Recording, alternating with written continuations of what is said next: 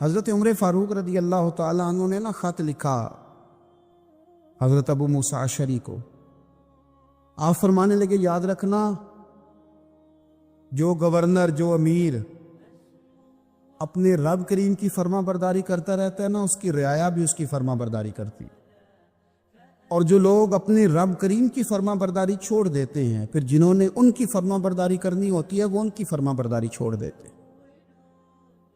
آپ نے سپہ سالاروں کو خط لکھے تھے، فوج کے جو جرنیل تھے کمانڈو تھے ان کو خط لکھے تھے، فرمایا جو سپاہی نماز نہیں پڑھتا اسے فوج سے نکال دو، اور ساتھ لکھا تھا یاد رکھو جو رب کا وفادار نہیں وہ ہمارا کیسے ہو سکتا ہے، نکال دو ان لوگوں کو، فوج سے الگ کر دو. ہم آج جو بے پناہ پریشان ہیں، ہمارے بچے بات نہیں مانتے، شاگرد بات نہیں مانتے، ہم شکوے کرتے ہیں، بے ادبی بڑھ گئی. ادب کے ساتھ میں گزارش کروں گا بڑوں کی بارگاہوں میں، جو میری طرح کے بڑے بنے ہوئے ہیں، بزرگوں سے نہیں بات کرتا، ان سے میں کہوں گا کہ ہمیں ایک دفعہ اپنے اوپر بھی تو غور کر لینا چاہیے. کہیں ایسا تو نہیں ہے کہ ہم جب تک اللہ تعالیٰ کے فرما بردار تھے، جب تک ہم تقوی کے معیار پر تھے، ہماری بات ماننے والے ہماری بات مان رہے تھے.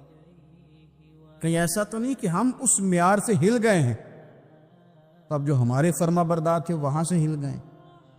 حضرت سیدنا ابو موسیٰ اشعری کہتے ہیں کہ میں نے نا صفائی کی، مال غنیمت کی میں نے صفائی کی، تو ایک دینار مجھے نا کہیں پڑا ہوا مل گیا.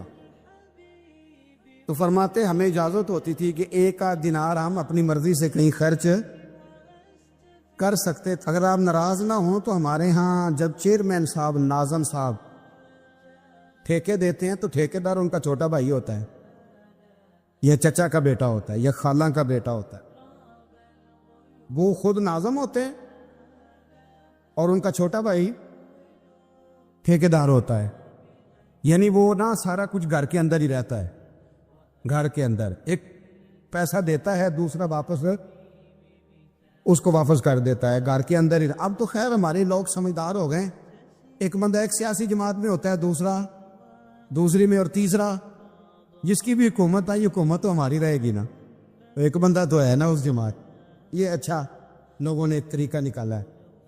تو حضرت عمر کے بیٹے گزر رہا تھا تو حضرت ابو موسیٰ اشعری کہتے ہیں میں نے صفائی کی تو ایک دینار نکلا، تو میں نے وہ ایک دینار نا حضرت عمر کے بیٹے کو دے دیا. میں نے کہا لو بیٹا اپنے چچا کی طرف سے تحفہ. تو گھر جا کے انہوں نے حضرت عمر کو بتایا کہ چچا نے پیسے دیے ہیں، چھوٹے بچے تھے. حضرت عمر نے حضرت ابو موسیٰ اشعری کو بلا لیا اور بلا کے فرمانے لگے میں تو تمہیں اپنا دوست جانتا تھا اور تو نے میری اولاد کو ہی دنیا دار بنانا شروع کر دیا، میرے بچوں کو ہی تم نے دنیا دار پیسوں پہ لگانا شروع کر دیا، میں تو تمہیں یار سمجھتا تھا. فرمایا تمہیں چاہیے تھا میرے بیٹے کو نصیحت کرتے کہ بیٹا پیسوں سے رب راضی نہیں ہوتا، اس کی رضا والے کام کیے جائیں تو رب راضی ہوتا ہے. اور فرمایا تمہیں کوئی اور گھر نہیں ملا تھا تباہ کرنے کے لیے، میرا ہی گھر ملا تھا، اٹھاؤ اپنا دینار اور خبردار آج کے بعد میرے بچوں کے ساتھ یہ والی نیکی نہ کرنا. اور ہمارا کیا سٹیٹس ہے، دوستی ہے یہ اس سے جو تحفے زیادہ دے، جو بچوں کو خراب کرنے میں مدد زیادہ کرے اس کے ساتھ گرانا. حضرت عمر نے گھر پہ اور سب سے بڑھ کر اپنی ذات پہ توجہ کی. حضرت ابو مالک رضی اللہ تعالیٰ عنہ کہتے ہیں میں عمر کے پیچھے پیچھے ایک باغ میں گیا، اکثر اس باغ میں جایا کرتے تھے، اور عمر جا کے نا تو درخت کے نیچے بیٹھ گئے اور فرمانے لگے وہ امیر المومنین اللہ سے ڈر جا، ورنہ جس رب نے حکومت دی ہے وہ عذاب بھی بڑھا دے گا، ڈر جا رب سے. کبھی ساری زندگی حضرت عمر نے اپنا کوئی تعارف نہیں کرایا، کبھی نہیں. ایک بندے نے آپ کے سامنے تعریف کر دی آپ کی تو فرمانے لگے تو خود بھی ہلاک ہوا اور مجھے بھی ہلاک کر دیا، کیا ضرورت پڑی ہے میری تعریفیں کرنے کی، اتنی دیر میری تعریف میں لگائی. اللہ کا ذکر کرتا رب تجھے ثواب دیتا، حضور پہ درود پڑھتا تو رب تیرے اوپر رحمتیں نازل کرتا. کس چکر میں؟ آج جتنا اچھی کوئی خوشامد کرے اتنی اچھی وزارت ملتی ہے، جتنی اچھی اس کو جو ہے وہ چاپلوسی کرنی آیا درجہ بھی اسے اتنا ہی اچھا ملتا ہے. حضرت عمر فاروق رضی اللہ تعالیٰ عنہ آپ کے بیٹے کہتے ہیں صاحب فتوح الشام نے لکھا ہے، آپ کے صاحبزادے کہتے ہیں میں نکلا تو میرے ابا جی نا اپنی پشت پر مشکیزہ رکھ کے کنویں سے پانی بھر کے آ رہے تھے۔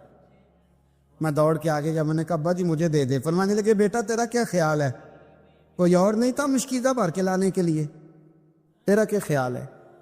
کہا ابا جی بڑے لوگ تھے پر آپ کیوں اٹھا رہے ہیں؟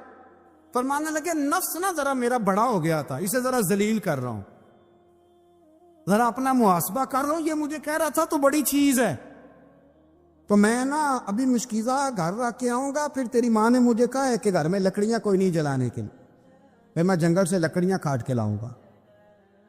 اب میں امیر المومنین بن کے نا تو میرا نفس تھوڑا بڑا ہو گیا۔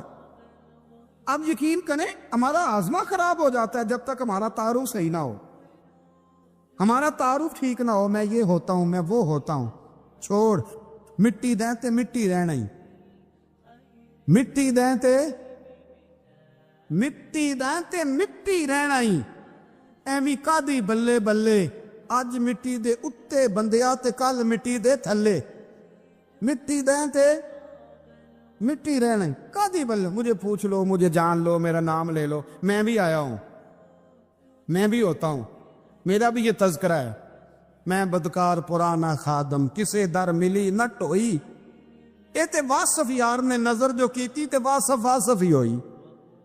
یہ تو بڑی بات کی بات ہے، تو بات کی بات ہے صاحب، ورنہ من دانم کے من دانم، جو ہم ہیں اس کا ہمیں پتا تو ہے نا بھائی۔ کبھی بھی یہ جو ذات کا چکر ہے نا، میں بھی ہوں مجھے بھی، او بھائی یاد رکھو میں کون ہوں، یہ جو نام نمود اور یہ خواہشیں اور یہ جو بکار، یہ تو کمزور لوگوں کا طریقہ ہے، جس کو اپنا تعارف کرانا پڑ گیا اس سے بھی زیادہ کمزور کوئی ہے، فوٹو میں دکھاتا پھرتا ہے فلانے کے ساتھ فوٹو، فلانے، تو کمزور بندے یہ کام کر۔ حضرت عمر فاروق، اللہ اکبر، حضرت عمر جیسا بندہ، 24 لاکھ مربع میل کا حکمران، اور شاہ روم کو خط لکھ کے کہتا ہے میں منت نہیں کرتا، میں حکم دیتا ہوں۔ سنا تگڑا بندہ۔ جنگ قادسیہ کے لیے حضرت سعد بن ابی وقاص کو بھیجا، فتوح الشام پڑھ کے دیکھیں۔ حضرت عمر بڑے پریشان ہیں، اتنے دن ہو گئے کوئی رپورٹ ہی نہیں آئی، اب تو موبائل ہے نا، ایک ایک منٹ کی رپورٹ لیں آپ، بلکہ آپ ایک منٹ کی فوٹو لیں، آپ رپورٹ تو دور رہ گئی۔ حضرت عمر فاروق رضی اللہ تعالیٰ عنہ بڑے پریشان ہیں کہ قادسیہ میں حضرت سعد بن ابی وقاص کے ساتھ لوگ جہاد کرنے گئے، رپورٹ کوئی نہیں آ رہی، اتنے پریشان تھے کہ باہر نکل کے نا اس رستے پہ بیٹھ جاتے جو رستہ قادسیہ کی طرف سے آتا تھا، اس جو بھی آتا جاتا پوچھتے جنگ کے کیا حالات ہیں۔ ادھر جب اللہ نے فتح دے دی نا تو حضرت سعد بن ابی وقاص رضی اللہ تعالیٰ عنہ نے ایک قاصد کو خط دے کے بھیجا، کہنے لگے عمر کے پاس جاؤ، انہیں اطلاع دو کہ الحمدللہ اللہ نے اسلام کو فتح عطا کر دی۔ یہ حضرت عمر کو جا کے دینا، وہ بڑے پریشان ہوں گے۔ وہ جو اس زمانے میں اس طرح ہوتا تھا کہ کئی دور دور سے صحابہ جو دوسرے شہروں کے ملکوں کے رہنے والے ہوتے تھے وہ بھی آ کے شامل ہو جاتے تھے جہاد میں، کوئی ایک دفعہ مدینے آیا، کوئی 2 دفعہ آیا، پھر اپنے اپنے علاقوں میں بہت سارے لوگوں نے زیادہ دفعہ حضرت عمر کو دیکھا بھی نہیں تھا۔ وہ جو قاصد خط لے کے آیا تھا نا، اس نے ایک آدھ دفعہ دیکھا تھا، حضرت عمر بوڑھے ہو گئے، وہ پہچانتا نہیں تھا۔ میری بات کی سمجھ آ رہی ہے آپ حضرات؟ ادھر سے وہ خط لے کے آگے، حضرت عمر مدینے سے باہر نکل کے اس روڈ پہ بیٹھے تھے جو قادسیہ سے آتا تھا۔ جب اس آدمی کو آتے دیکھا تو حضرت عمر اٹھ کے کھڑے ہو گئے، فرمانے لگے قادسیہ سے آ رہے ہو؟ وہ کیا کہتا ہے؟ پھٹے پرانے کپڑے، ٹوٹے ہوئے جوتے، سر پہ پرانی پگڑی، کہنے لگے غلام مدینے کے رہنے والے ہو؟ حضرت عمر کہنے لگے ہاں مدینے کا ہوں۔ کہا میں قادسیہ سے آیا ہوں، الحمدللہ اللہ نے اسلام کو فتح دے دی ہے، الحمدللہ کفر کی کمر ٹوٹ گئی ہے۔ اس نے یہ بات کر کے تو گھوڑے کو ایڑی لگائی، گھوڑا دوڑنے لگا مدینے کے، حضرت عمر بھی ساتھ ساتھ دوڑ رہے، فرمانے لگے اچھا بتاؤ خالد بن ولید کا کیا حال ہے؟ تھوڑا آگے جا کے فرمانے لگے اسامہ بن زید کیسے؟ وہ کہتے ہیں ٹھیک ہے۔ پھر اس نے اور گھوڑا، عمر ساتھ ساتھ دوڑ رہے ہیں، ساتھ ساتھ، 24 لاکھ مربع میل کا حکمران، ایک جوتا پیر سے نکل گیا، عمر دوڑ رہے ہیں۔ آگے جا کے پوچھتے ہیں سعد بن ابی وقاص کا کیا حال ہے؟ کہ حضور وہ بھی ٹھیک ہے، کتنے لوگ میرے شہید ہو گئے مسلمانوں میں سے؟ کہنے لگا صحیح گنتی کا نہیں پتا، یہ لفظ ادا ہوتے ہوتے مدینے کی سرحد آ گئی۔ لوگوں نے عمر کو گھوڑے کے ساتھ دوڑتے دیکھا تو کہا امیر المومنین کیوں دوڑ رہے ہیں؟ وہ غلام چھلانگ لگا کے نیچے آیا، قدموں میں بیٹھ گیا، کہنے لگا حضور آپ نے بتایا ہی نہیں آپ امیر المومنین ہیں۔ آپ فرمانے لگے کیا بتاتا؟ میں تو اونٹ چرانے والے کا پتر ہوں، کیا بتاتا؟ وہ عمر ہوں جس نے اپنے گناہوں کا حساب دینا ہے، کیا بتاتا؟ جو سعد بن ابی وقاص کو جہاد پہ بھیج کے خود بزدلوں کی طرح گھر میں بیٹھا ہے، کیا بتاتا؟ کوئی حیثیت نہیں، کوئی تار، تو نے اچھا کیا، تو مجاہد تھا، مجھے ساتھ ساتھ دوڑایا، تو نے اچھا کیا۔ اتنے لوگ تھے چیخے مار کے رونے لگے۔ حضرت فاروق اعظم سے کہنے لگے عمر جب تک تیرے جلوے رہیں گے اللہ کامیابیاں ہی عطا فرمائے گا، جب تک تیرا رنگ رہے گا اللہ تعالیٰ نوازتا ہی رہے گا۔ کچھ نہیں، کبھی اپنا آپ ظاہر ہی نہیں کیا۔ بہت بڑے تھے، بہت بڑے تھے حضرت عمر، بڑے تھے، لیکن ساری زندگی اپنے محاذ۔ حضرت ابو رافع غلام تھے، قرآن پاک بڑا سونا پڑھتے تھے۔ حضرت عمر جب بھی انہیں ملتے کہتے ابو رافع تو عمر سے اچھا ہے، قرآن بڑا شاندار پڑھتا ہے۔ تو وہ کہتے حضور اگر میں قرآن صحیح پڑھتا ہوں تو آپ کو قرآن کی تشریح زیادہ صحیح آتی، آپ بھی تو مجھ سے افضل ہیں۔ تو آپ فرماتے نہیں پھر بھی تو مجھ سے افضل ہے۔ کیوں؟ اس لیے کہ تو اپنے غلام اپنے آقا کی نوکری بھی ٹھیک کرتا ہے اور رب کی عبادت بھی ٹھیک کرتا ہے، اور مجھے خالص صرف عبادت کرنی ہوتی ہے وہ بھی ٹھیک نہیں کر پاتا۔ ساری زندگی اپنا محاسبہ، ساری زندگی اپنے گریبان میں دیکھا، ساری زندگی اپنے آپ کو پرکھا، اپنے آپ کو ٹٹولا، بس 60 سال عمر بیت گئی۔ حضرت حذیفہ بن یمان ایک صحابی تھے، میرے نبی کریم علیہ السلام نا ان سے راز کی باتیں کرتے تھے۔ ہر بندے کا عزمہ ٹھیک نہیں ہوتا، سب سے راز کی بات نہیں کرنی چاہیے۔ حضرت حذیفہ بن یمان کہتے ہیں حضور راز کی باتیں بتاتے۔ مدینہ منورہ میں جو منافقین تھے ان کی لسٹ بھی نبی پاک نے حضرت حذیفہ بن یمان کو دی تھی۔ جب کوئی مشکوک آدمی مر جاتا نا تو صحابہ کہتے ہیں ہم دیکھتے اگر حضرت حذیفہ نے جنازہ پڑھا تو ہم بھی جنازہ پڑھ لیتے۔ نبی پاک نے بھی کچھ جنازے نہیں پڑھے، ترمذی میں ہے، فرمایا عثمان سے جو بغض رکھے اس کا جنازہ نہیں پڑھیں گے۔ حضرت حذیفہ بن یمان اگر جنازہ پڑھتے تو لوگ پڑھتے، وہ نہ پڑھتے تو لوگ جنازہ نہ پڑھتے۔ حضرت حذیفہ بن یمان کہتے ہیں جناب عمر فاروق کی خلافت کے آخری ایام تھے، کچھ دنوں کے بعد وہ شہید ہو گئے۔ فرماتے آدھی رات کا وقت تھا، میں گھر میں سویا تھا بڑا بے فکر، اچانک میرے دروازے پہ دستک ہوئی، میں گھبرا کے اٹھا، اتنی رات کو کون آیا؟ کہتے ہیں قربان جاؤں، دروازے پہ گیا تو امیر المومنین فاروق اعظم دروازے پہ۔ میں نے کہا عمر کوئی حکم تھا تو مجھے بلا لیتے۔ کہنے لگے میں نا امیر بن کے نہیں آیا، تیرا ویر بن کے آیا ہوں۔ امیر المومنین کی حیثیت سے سرکاری کام سے بلاتا تو وہاں بلاتا، مجھے ایک ذاتی کام پڑ گیا۔ کہتے ہیں میں نے عمر کو گھر کی اندر بلا کے چارپائی پہ بٹھایا، میں نے کہا حضور میں غریب آدمی، میں کیا آپ کے کام آ سکتا ہوں؟ تو کہتے ہیں انہوں نے نا مجھے ساتھ بٹھا لیا، پھر میرا ہاتھ پکڑ لیا، کہنے لگے تو عمر کو جانتا ہے؟ عمر جھوٹ نہیں بولتا، تو جانتا ہے عمر وعدوں کا پکا ہے؟ کہا حضور جانتا ہوں۔ کہا میں اس وقت آیا ہوں جب دیکھ بھی کوئی نہیں رہا۔ حضرت حذیفہ بن یمان کہتے ہیں پریشان ہو گیا، حضور پہیلیاں نہ بجھوائے، مہربانی کر بتائیں کدھر آئے ہیں؟ حضرت عمر فاروق فرمانے لگے 62 سال کا ہو گیا ہوں، 63 میں چل رہا ہے، داڑھی سفید ہو گئی ہے، پھل پک گیا، اٹھ فریدہ ستیا، داڑھی آ گئی کور، اگا نیڑے آ گئی، پیچھا رہ گئی دور، اب قبر اشر کا معاملہ صاف نظر آنے لگا ہے۔ کہا حضور مجھ سے کیا چاہتے ہیں؟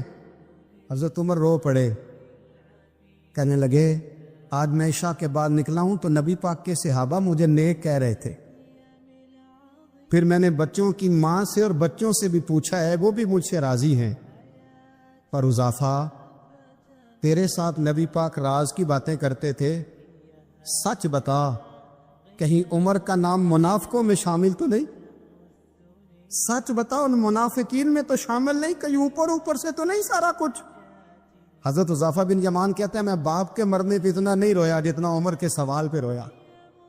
میں قدموں میں بیٹھ گیا، میں نے کہا نہیں عمر، یہ تو میں نے نہیں سنا، لیکن یہ میں نے نبی پاک سے ضرور سنا ہے کہ میرے بعد اگر کوئی نبی ہوتا تو عمر ابن خطاب ہوتا۔ یہ میں نے اپنے کانوں سے سنا ہے کہ عمر جس گلی سے گزرے شیطان راستہ بدل جاتا۔ یہ میں نے اپنے کانوں سے سنا ہے کہ 950 سال حضرت جبریل جناب عمر کی شان بیان کریں تو پھر بھی بیان نہیں ہو سکے۔ یہ میں نے ضرور سنا۔ دوستو، ساری زندگی حضرت عمر نے اگر دوسروں کا محاسبہ کیا تو اپنا اور اپنے بچوں کا بھی کڑا خیال رکھا، اپنی ذات پر بڑی توجہ دی۔ جو لوگ اپنا بھول جاتے نا، ہمیں اپنی صحت کا بڑا خیال ہے لیکن اپنی روحانی زندگی کا کوئی خیال نہیں ہے، قلبی زندگی کا کوئی تصور نہیں ہے۔ آپ یقین کریں، موٹا آدمی کمزور ہونے کے لیے جدوجہد کر رہا ہے، کمزور طاقتور ہونے کے لیے، لیکن جس کو کتنے دن بیت گئے اللہ رسول کی یاد میں رویا ہی نہیں، کتنے دن بیت گئے نہ سننے کو دل ہی نہیں چاہا، جسے مہینوں بیت گئے اور قرآن پاک کی طرف نظر ہی نہیں گئی، وہ فکر مند ہی نہیں۔ زندگی زندہ دلی کا نام ہے، مردہ دل کیا خاک جیا کرتے ہیں۔ بھائی، حضرت عمر کی زندگی دور حاضر میں ہمیں یہ سبق دیتی ہے کہ کڑی نگرانی رکھو اپنے پودوں کی، کڑا خیال رکھو اپنے ذاتی باغ کا، اور یہ جو تمہارے دل کی دنیا ہے، یہ تمہاری روح کی زندگی ہے، اس کا محاسبہ کرتے رہو۔ نبی کریم علیہ السلام نے فرمایا اپنا حساب خود کر لو قبل اس کے کہ تمہارا حساب کیا جائے۔ اپنا حساب، بولیے، اپنا حساب۔ ہم ساری دنیا کا حساب کرتے پھرتے ہیں، کوئی کہاں سے کماتا ہے، کہاں کھاتا ہے، پر اپنا حساب حضور نے فرمایا حساب کر لو قبل اس سے کہ تمہارا حساب۔ مولا علی فرماتے ہیں نماز پڑھ لو قبل اس کے کہ تمہاری نماز پڑھی جائے، نماز پڑھ لو قبل اس کے کہ تمہاری۔ اپنا محاسبہ کریں، تھوڑا سا نا اوپر دائیں بائیں دیکھنے کی بجائے تھوڑی سی گردن جھکا کے نا، درویش کہتے ہیں برے بندے نو میں لبن ٹریا تے جگ تے ملیا نہ کوئی، اپنے اندر چاتی پائی تے میں تھوں برا نہ کوئی۔ تھوڑی سی نا، تھوڑی سی اپنی طرف توجہ دیں۔ ہم نا بے چین وقت گزار رہے ہیں، بے قرار ہیں، بے سکون ہیں۔ سبب یہ ہے کہ ہم نے نا اپنا حساب کرنا چھوڑ دیا ہے۔ حضرت مصعب ابن عمیر بڑے مالدار تھے اور بڑے مہنگے جوڑے پہنتے تھے، پھر اللہ نے کرم کیا اور حضور کی غلامی میں آ گئے۔ میں حضرت مصعب ابن عمیر کو پڑھ کے نا تو ایک جملہ میں نے نیچے لکھا ہے، میں نے کہا اس کا مطلب ہے کہ سوٹوں میں، کوٹھیوں میں، گاڑیوں میں سکون نہیں، سکون تب بھی ہے جب ضمیر مطمئن ہو جائے۔ مالدار آدمی تھے پر یہاں پھٹے پرانے کپڑوں میں آ گئے، اس لیے کہ وہاں سب کچھ تھا، دل مطمئن نہیں تھا۔ تو پہلے حبشہ گئے ہجرت کر کے، پھر مکے واپس آئے۔ نوجوان آدمی، بوڑھا آدمی نہیں، جوان۔ نبی پاک صلی اللہ علیہ وسلم نے ڈیوٹی لگائی، فرمایا مدینے مجھ سے پہلے جاؤ، جا کے تبلیغ کرو۔ یہ وہاں گئے، کسی کے گھر میں، حضرت اسد بن زرارہ رضی اللہ تعالیٰ عنہ کے گھر میں ڈیرا لگایا۔ وہاں بنی ظفر کا ایک گھر تھا، ایک حضرت اسد بن زرارہ کا، وہاں تبلیغ کرتے، دین بتاتے۔ جوان آدمی اور امیر آدمی، منت کرنے کی کیا ضرورت ہے؟ کسی کی منت کرنے کی کیا ضرورت ہے؟ پر دروازے رسول پہ آئے نا۔ حیدر شاہ اس گلی کدے نہ رول دی، پر ان تے رول گئی نا۔ آئے نا تو آ کے حضور کی بارگاہ سے پیغام لے کے یہاں پہنچ گئے۔ حضرت اسد بن زرارہ کے گھر میں ان کا قیام تھا رضی اللہ تعالیٰ، وہ مسلمان ہو چکے تھے، اور ان کی خالہ کے بیٹے تھے حضرت صاحب بن معاذ، جو قبیلہ بنو اشہل کے سربراہ تھے، اپنے قبیلے کے سردار تھے اور خالہ کے بیٹے تھے۔ وہاں آ گئے، حضرت مصعب بن عمیر نے تبلیغ شروع کر دی۔ شروع میں غریب لوگ کلمہ پڑھنے والے تھے، بات ذرا پھیلنے لگی تو حضرت صاحب بن معاذ نے خود نہیں کہا، خالہ کے بیٹے تھے، نہ کہا وہ ناراض نہ ہو جائے۔ حضرت سید ابن حدیر کو بلایا اور بلا کے کہنے لگے یار تو جا، میرا وہ خالہ کا بیٹا ہے، میں کوئی بات کروں گا تو وہ ناراض ہو جائے گا، جا سمجھا، وہ ہمارے سادہ لوگوں کو کہہ رہے ہیں کہ تمہارے باپ دادا بھی گمراہ تھے، بت پوجتے تھے، واپس آؤ. تو وہ تو ایک نئی طرح ڈالے، جا کے. اب وہ بھی سردار بندے تھے، انہوں نے کہا تو ہی اٹھا سکتا ہے، پورا ان کو تیار کر کے بھیجا. تو وہ ڈنڈا لے کے آئے اور سخت بات کی آ کے حضرت مصعب بن عمیر کے ساتھ، حالانکہ یہ بھی بڑی امیر ماں کے بیٹے، اور بڑے عجیب جملے کہے کہ کوئی کام نہیں ملا تو اب یہ شروع کر لیا تم لوگوں نے، بڑی باتیں کی. پورا غصہ لے گیا نا. یہ بھی ایک لہجہ تھا، جواب میں حضرت مصعب بن عمیر کا بھی لہجہ تھا. اور باتیں کرتے رہے تو یہ ہنستے رہے. تو یار اسے رستے کا مسافر ہی نہیں، یہ تو ان کو پوچھنا جو مسافر ہے، کہہ جو کہنا ہے. تو تر شروع ہو کے گالی ہزار دے، یہ وہ نشہ ہی نہیں جو کوئی ترشی اتار دے. تو کر جو تو نے بات کرنی ہے وہ کرتے رہے.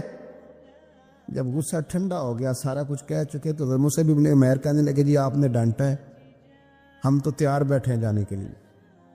گئے، بس 2-3 باتیں ہماری بھی سن لیں گے. نگر سنائیے، 2-3 آیتیں پڑھی قرآن پاک کی، تھوڑا سا حضور کی سیرت نور کو چھیڑا. تو وہ ڈنڈا انہوں نے پھینک دیا.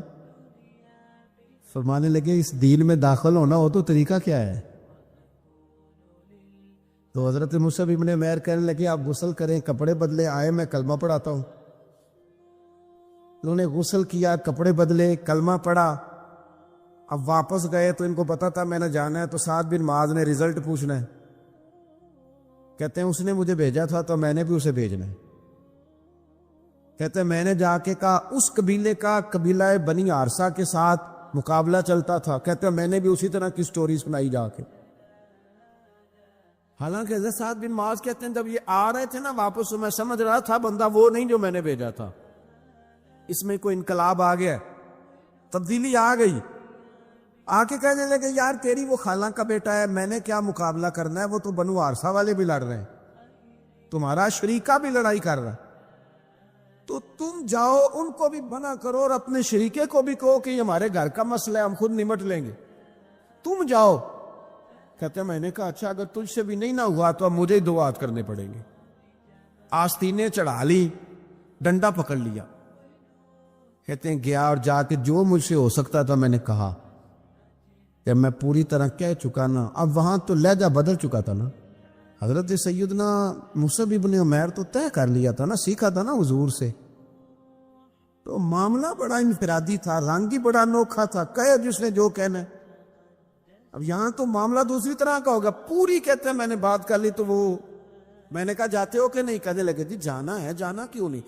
تاری مار اڑانا بہو اسی تو ایک گئی اڈا نہ رہے، تیار بیٹھے. ہمیں مدینے والے نے کہا تھا حبشہ جاؤ تو گئے تھے، واپس مکے آؤ تو آئے تھے، اب یہاں بھیجا ہے تو تاری مار اڑانا باہو اسی تھے اگے ہی اڈن ہارے. آپ نے فرمایا جانا تو ہے، اور آپ کہہ رہے ہیں جاؤ تو ہم جاتے ہیں، لڑائی نہیں کرتے، پر 2-3 باتیں ہماری بھی سن لو. نظر سعد بن معاذ کہنے لگے سناؤ. تو مصعب بن عمیر کا لہجے کا حسن، لہجے کی خوبصورتی. حضرت سیدنا مصعب بن عمیر نے 2-3 آیتیں سنائی، حضور کی باتیں سنائی. انہوں نے 2-3 باتیں سنائی تو حضرت سعد بن معاذ بھی مسلمان ہو گئے. اب واپس گئے. ایک قبیلے کے سردار تھے اور یہ وہ لیڈر تھے جن پر قبیلہ جان دیتا تھا. جا کے کھڑے ہوئے قبیلے والوں کے پاس، کہنے لگے میرے بارے میں تمہارا کیا خیال ہے؟ انہوں نے کہا سردار کوئی پوچھنے والی بات ہے، یہ تو ہماری کو نیکی ہے کہ آپ جیسا سردار ملا ہے. فرمانے لگے مجھ سے پیار کرتے ہو؟ حضرت جی بڑا.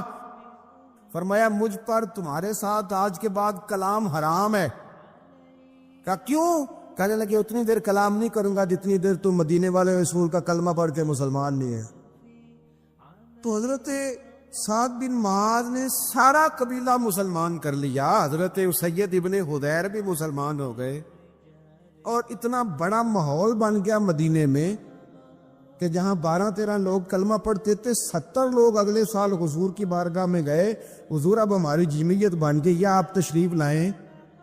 حضور نے فرمایا جب تجھے کسی سے محبت ہوتی ہے تو وہ تجھے بہرا بھی کر دیتی ہے، گونگا بھی کر دیتی ہے، اندھا بھی کر دیتی ہے.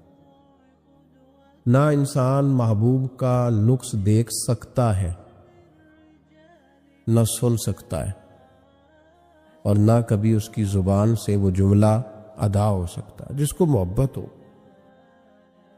جس نے بات سن لی وہ بھی محبت میں کچا ہے، جس نے بیان کر لی وہ تو فیل ہے نا، بالکل ہی وہ تو ناکام ہو گیا، اور جس نے دیکھ لی اوہو ایسا نہیں کرنا چاہیے تھا، اس نے بھی ابھی پیار نہیں کیا۔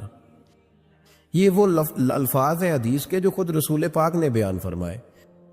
نبی پاک صلی اللہ علیہ وسلم نے فرمایا محبت آدمی کو اندھا بھی کر دیتی ہے، بہرا بھی کر دیتی ہے، گونگا بھی کر دیتی ہے۔ جب محبت ہوتی ہے تو پھر انسان کو کوئی ایسی چیز نظر، ابو جہل نے محبوب پاک علیہ السلام سے کہا معاذ اللہ، مجھے تو آپ کی طرح کا شخص کوئی نظر ہی نہیں آتا، یعنی اس نے کمزور لفظوں میں کہا۔ حضرت صدیق اکبر حضور کے سامنے کھڑے ہوئے تو کہنے لگے محبوب تیرے جیسا حسین نظر کوئی نہیں آتا۔ اب اس کے پاس چونکہ بھوس تھا تو اپنے لفظوں میں بات کر رہا تھا، اس کی جو دل کی بات تھی وہ الفاظ بن کے آ چکی تھی۔ حضرت صدیق اکبر کے دل میں محبت تھی تو وہ اپنے لفظوں میں بات کر رہے، اپنے جملوں میں اس کا اظہار کر رہے۔ یاد رکھیے گا انہوں نے اس طرح محبت کی جس طرح محبت کرنے کا حق ہوتا، یعنی ہر چیز ہی، مال بھی دے دیا، اولاد بھی دے دی، سارے بچے نبی پاک کی غلامی پہ لگا دیے، غلام بھی سارے حضور کے پیچھے لگا دیے، بس نبی پاک کی ڈیوٹی کرنی ہے۔ ہزاروں دینار کا نقصان اٹھایا لیکن نبی پاک صلی اللہ علیہ وسلم کی غلامی پر ہر چیز کو ترجیح دی۔ بات تو ہم نے بڑی دفعہ سنی ہے، پر کبھی اس کے حسن کو بھی ملاحظہ فرمائیے نا، کبھی ذرا ملاحظہ فرمائیے نا۔ لوگ پیار کرتے ہیں، محبت کا دعویٰ کرتے ہیں، لیکن کہتے ہیں بھئی رستے رستے کی محبت ہے، یہاں مجھے 5,000 کا نقصان ہو رہا ہے، یہاں نہیں میں محبت کر سکتا۔ یہ نقصان 5,000 کا کون برداشت کرے؟ محبت ضرور ہے پر اب اتنا نقصان کون برداشت کرے؟ جناب صدیق اکبر کا کمال دیکھیے کہ مال کا نہیں، جان کا نقصان برداشت کرنے کو بھی تیار ہے۔ کچھ لوگ ایسے ہوتے ہیں کہتے ہیں آگے خطرہ ہے تو ہمیں نہیں جانا چاہیے۔ غار ثور میں جب نبی پاک صلی اللہ علیہ وسلم کو لے کے پہنچے نا حضرت صدیق اکبر، 5,413 فٹ اونچی غار ہے، جب حضور ذرا سا چلے تو قدموں کو تکلیف ہوئی تو عرض کرنے لگے حضور آپ میرے کندھوں پہ بیٹھ جائیں۔ پباں پار قدم نہیں لاؤندا تے سور پہاڑ تے چڑھیا جاندا، او پیا جاندا دے یار نبی دا، اے اصلی دلدار نبی دا۔ حضور کو لے گئے اور جب غار ثور پہ پہنچے تو کہنے لگے حضور مجھے اندر خطرہ لگتا ہے، آپ ٹھہریں پہلے میں جاتا ہوں، پہلے میں جاتا ہوں۔ جناب صدیق اکبر تشریف لے گئے اور دیکھیں نا سالوں پرانی غار پڑی تھی، اس میں بڑا کچھ تھا، لیکن جناب صدیق اکبر نے پگڑی پھاڑ پھاڑ کے غار صاف کی۔ پھر جہاں سوراخ تھے نا، خطرہ تھا کہ کوئی سانپ بچھو نہ نکل آئے، وہاں چھوٹے چھوٹے ٹکڑے رکھ کے غار کو بند کیا۔ جب مکمل تسلی کر لی تو کہا حضور اب آپ تشریف لے آئیے۔ اب جب غار سے نکلے نا جانے کے لیے، اس انداز کو بھی ذرا دیکھیں۔ لوگ آج خشک دین کے بڑے قائل ہیں، کہتے ہیں بس ٹھیک ہے نماز پڑھنی چاہیے، روزہ رکھنا چاہیے، اتنی لمبی باتیں، آپ معرفت کی بات کرتے ہیں، آپ محبت کی بات کرتے ہیں، آپ وارفتگی کی بات کرتے ہیں۔ کچھ لوگوں کو تو لفظ عشق ہی بڑا برا لگتا ہے، وہ اس جملے تک جانا ہی پسند نہیں کرتے۔ او خدا کے بندو، یہ بھی تو انداز دیکھو نا صحابہ کا۔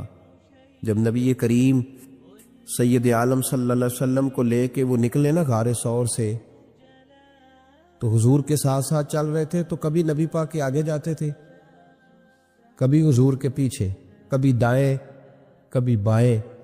تو محبوب کو پتہ ہے، پھر بھی پوچھا ابو بکر یہ کیا کر رہے ہو؟ تو عرض کرنے لگے حضور مجھے شک ہے کہ کافر طاق میں چاہتا ہوں اگر آگے سے تیر آئے تو وہ بھی میرے سینے پہ لگ جائے، پھر مجھے خیال آتا ہے ہو سکتا ہے پیچھے سے آ جائے تو پیچھے ہٹتا ہوں کہ اگر پیچھے سے کوئی نیزہ آئے تو وہ بھی مجھے ہی لگ جائے، کوئی دائیں سے آئے تو وہ بھی مجھے لگ جائے، کوئی بائیں سے آئے تو مجھے لگ رہی۔ طبیعت نہیں چاہتی کہ آپ کو ذرا سی بھی تکلیف پہنچے۔ یہ ذائقہ جب نبی پاک کے لیے لوگوں کے دلوں میں پیدا ہوتا ہے تو پھر اللہ تبارک و تعالیٰ دین کی روشنی روح تک عطا فرما دیتا ہے۔ امام فخر الدین رازی نے لکھا ہے، سینکڑوں سال پہلے کے مفسر، اب تو لوگ سارا کچھ کھاتے میں ڈال دیتے ہیں نا، کچھ مخصوص لوگوں کے۔ امام فخر الدین رازی نے لکھا، دیکھیں بات بڑی سادی سی ہے، لیکن حضرت ابوبکر صدیق کا بھی اپنا ذائقہ ہے۔ حضور نے انگوٹھی دی، کہا جاؤ اس انگوٹھی پہ نا اللہ کا نام لکھوا لاؤ۔ پہلے یہ بتائیے کہ چھوٹے چھوٹے کام اتنے بڑے بڑے لوگوں کو بھی بتائے جاتے ہیں؟ یہاں تو پانی پلانے کے لیے اور بندہ ہوتا ہے جو تھوڑا سیانا ہوتا ہے، وہ کہتا ہے یہ میری ڈیوٹی تو نہیں نا، میں تو صاحب ہوں، مجھے تو خود میں آیا ہوں مجھے پانی پلایا جائے، آپ یہ کیا کہہ رہے ہیں میں پانی پلاؤں؟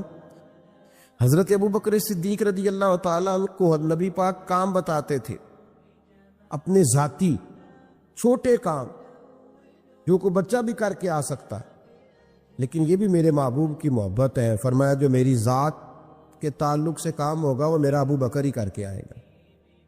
جناب صدیق اکبر کو انگوٹھی دی، فرمایا جاؤ اس پہ اللہ کا نام لکھوا لاؤ۔ امام فخر الدین رازی نے لکھا ہے جناب صدیق اکبر گئے، کہتے ہیں میں نے لکھنے والے سے کہا کہ اللہ کا نام لکھ دو، پھر میری طبیعت نے گوارا نہ کیا کہ صرف اللہ کا لکھا ہو، میں نے کہا یار اس طرح کرو ساتھ میرے مصطفیٰ کا بھی لکھ دو۔ حضور کا حکم کیا ہے تو حضرت ابوبکر کیا کہتے ہیں؟ یہاں لوگوں کو بڑا شکوہ ہے، کہتے ہیں آپ جناب بڑھا کے حضور کی شانے پہ اتنی بات کہو جتنی ہے، حد میں رکھو۔ اور میں نے کہا بیوقوف، تو حضور کی حد بتا دینا ہم وہیں تک رہ جائیں گے۔ بالغ العلا بے کمال ہی کشف الدجا بے جمال، حسنت جمیع خصال صلو علیہ وآلہ، وہ حد بتا ہم حد تک رہیں گے۔ نبی پاک صلی اللہ علیہ وسلم نے کہا میرا نام لکھو، اللہ کا نام لکھواؤ۔ جناب صدیق اکبر نے ساتھ حضور کا بھی لکھوا لیا۔ واپس لائے نا، حضور کو انگوٹھی دی تو اس پہ لکھا تھا اللہ، محمد اور ابو بکر۔ تو حضور نے فرمایا ابو بکر یہ یار یہ تو نے کیا کیا؟ میں نے کہا تھا اللہ کا لکھوا لا، تو میرا بھی لکھوا لایا اپنا بھی۔ جناب صدیق اکبر چونک گئے۔ امام فخر الدین رازی نے لکھا چونکے، عرض کرنے لگے یا رسول اللہ میں نے آپ کا نام تو لکھوایا ہے، میری طبیعت گوارا نہیں کرتی تھی کہ اللہ کا ہو اور آپ کا نہ ہو، خدا کا ذکر کرے ذکر مصطفیٰ نہ کرے، ہمارے منہ میں ہو ایسی زبان خدا نہ کرے۔ کہا حضور اللہ کا نام تو آپ نے کہا تھا اور میں نے ساتھ گوارا نہیں کیا کہ آپ کا نہ ہو، تو میں نے لکھوا لیا ہے، باقی اپنا میں نے نہیں لکھوایا حضور، واللہ میں نے نہیں لکھوایا۔ محبوب ابھی بات سو نہیں رہے تھے کہ جبریل امین حاضر ہو گئے، عرض کرنے لگے یا رسول اللہ رب فرماتا ہے ابو بکر گوارا نہیں کرتا کہ میرے نام سے آپ کا نام جدا ہو، تو رب گوارا نہیں کرتا کہ آپ کے نام سے ابو بکر کا نام جدا ہو، لہذا ابو بکر نے آپ کا لکھوایا ہے اور ابو بکر کا رب کریم نے لکھوا دیا ہے۔ تو بھائی محبت جب یہ روپ اختیار کرتی ہے تو اعلیٰ حضرت پھر بول اٹھتے ہیں، فرماتے ہیں اگر مصطفیٰ جیسا پیر کوئی نہیں تو پھر ابو بکر جیسا مرید بھی کوئی نہیں۔ حضرت ابراہیم کا ذکر ہے، سبحان اللہ، کیسے پیارے نبی ہیں اللہ کے، بار بار رب کریم ان کی شانوں کا بیان فرماتا ہے۔ وہ اپنی قوم کو بتوں کی بے بسی کی جانب متوجہ کرتے تھے، پھر ابراہیم علیہ السلام اللہ تعالیٰ کی نعمتوں کا اعتراف کرتے ہوئے فرماتے اللہ نے مجھے پیدا کیا ہے، وہی ہدایت دینے والا ہے، وہی مجھے کھلاتا ہے، وہی پلاتا ہے، جب بیمار ہوتا ہوں تو وہی مجھے، اللہ اکبر، اللہ ہی مجھے دیتا ہے۔ پھر فرمایا وہی میری روح قبض کرے گا اور آخرت میں دوبارہ پیدا کرے گا، مجھے یقین ہے قیامت کے دن میری خطاؤں کو بھی معاف فرمائے گا۔ ابراہیم فرما رہا ہے اللہ کے نبی، انہوں نے کون سی خطائیں کی تھی جی؟ ساری زندگی اللہ کی راہ میں جہاد کرتے گزر گئی، پھر بھی ڈر کے دعا مانگتے ہیں۔ سنگیو غافل نہ بنے، غافل، ہر وقت معافی مانگنا یہ اللہ کے بندوں کا طریقہ ہے۔ میرے رسول کریم علیہ السلام نے فرمایا میں دن میں 100 دفعہ اپنے رب سے استغفار کرتا، بار بار استغفار کریں، بار بار اس سے معافی مانگیں، وہ معافی مانگنے والے سے بڑا ہی راضی ہوتا ہے۔ اللہ توفیق عطا فرمائے۔ یہ انبیاء کا ہمارے لیے تعلیم ہے، یہ تعلیم امت ہے، ورنہ انہوں نے کون سی خطائیں کی؟ اللہ اکبر۔ پھر فرمایا وہ دعا کرتے ہیں کہ اے میرے پروردگار تو مجھے صحیح فیصلہ کرنے کی قوت عطا فرما اور مجھے نیک بندوں کے ساتھ ملا دے. پڑھنا ذرا گھر جا کے سورہ شورا، آپ کو سمجھ آئے گی. اللہ کے نبی دعائیں مانگتے ہیں، یا اللہ ہمیں نیکوں کی سنگت عطا فرما. ہمارے زمانے میں ضرورت ہی کوئی نہیں نیکوں کی، اور پھر سنگت، پھر ان کے ساتھ رہنا، پاس بیٹھنا، اس کی ضرورت ہی کوئی نہیں. سارے خود ہی بڑے بڑے پیرے کامل ہیں. بلکہ اب تو بہت سارے لوگ کہتے ہیں پیر صاحب کو بھیجو تھوڑی دیر میرے پاس بیٹھے، میں کوئی سبق پڑھاؤں. معاذ اللہ تعالی.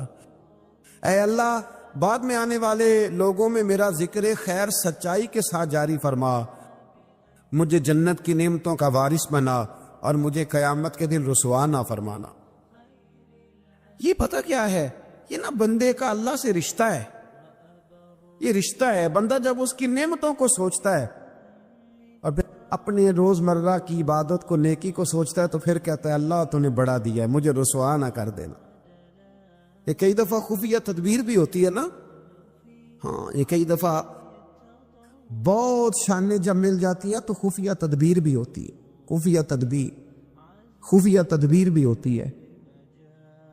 ایک درویش کہا کرتے تھے کہ جب اللہ تعالیٰ تمہیں دنیا میں بہت سارا اجر دے دے نا، نیکیاں دے دے، پیار کرنے والے دے دے، دولت دے دے،